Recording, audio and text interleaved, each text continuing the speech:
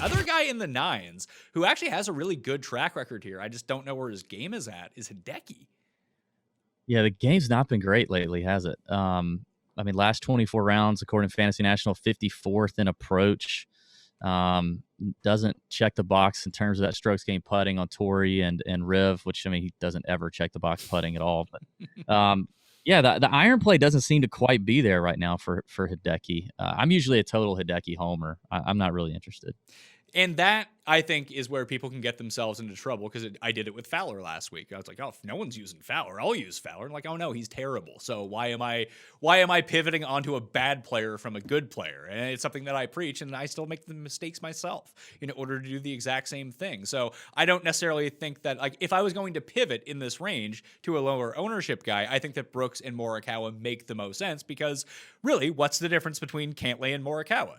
Not a ton. What's the difference between Xander and Brooks? Not a ton. So it's not like it's like, oh, I can use Cantlay, who's been awesome, or I can use Hideki, who's not been awesome. I'd rather just use the guy who's been awesome.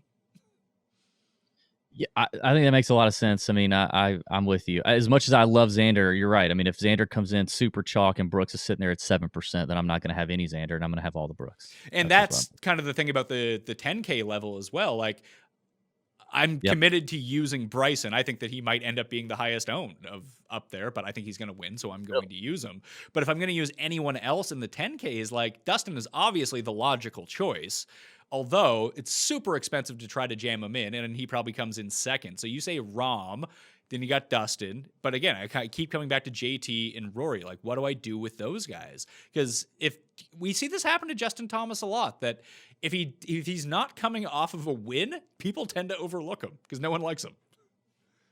I can't believe you think Bryson's going to be the highest owned. I wouldn't think that. I think he's only played one event since the Tournament of Champions, and that was in Saudi. And so, you know, he finished 18th. Nothing to write home about there. I think he's going to be a little bit I don't know. I think people are going to pivot. Like, why would you not play Rahm, who you've been watching play better stateside, a few more tournaments, just as good? I'm a little surprised you think that. I'm interested to see how that shakes out. I think it's just because he's cheaper. He makes lineups work a little bit easier. I know it's only a $300 difference, but that's the difference between getting Xander in your lineup and getting Morikawa in your lineup. Like, you can play Rahm and Morikawa for the same price that you can play Xander and Bryson. So I think that might lead some more people towards Bryson in lineup construction.